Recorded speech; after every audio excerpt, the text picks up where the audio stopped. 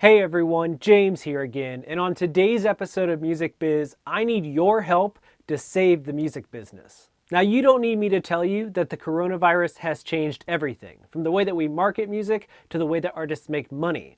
Because right now, nobody's on the road, and according to some experts, at least here in the United States, we won't see regular touring resume until 2022.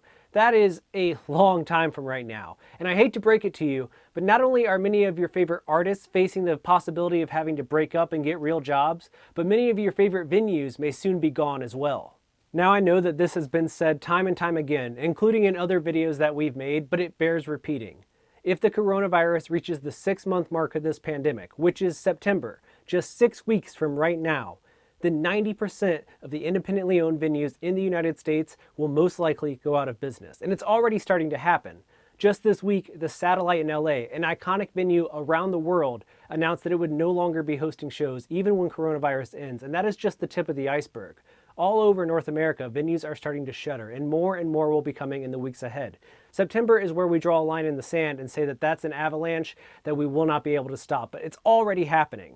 And unless we can convince the federal government to help these venues and their employees, there's a likelihood that when the music industry is able to resume, there will be no place for most of your favorite bands to perform. So there's this really cool organization. It's called NEVA, which stands for the National Independent Venue Association. And they're trying to convince the legislators in Washington to make money available for entertainment venues across the United States. Because as I said before, if this continues through September, 90% of all independent venues will go out of business. And that's not only going to hurt those venues, it's going to hurt the entire ecosystem of music. Because no matter who you love, whether it's the Rolling Stones or Lizzo, 21 Pilots, or some band that no one you know loves, all of those artists depend on independent venues. Whether it's on their rise to playing stadium shows or whether it's the next step up from the garage, independent venues are where music thrives. It's the biggest part of the live music ecosystem. Forget about Live Nation, forget about AEG, forget about all of the giant corporations.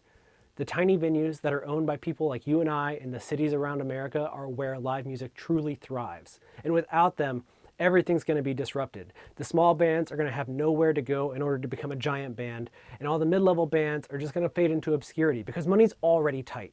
And when the coronavirus pandemic comes to an end, or when we get on the other side of it enough that live music can resume, many of our favorite artists are already wondering whether or not they'll still be able to tour, because many of them are going to have to get jobs because this thing's going to continue for a long time.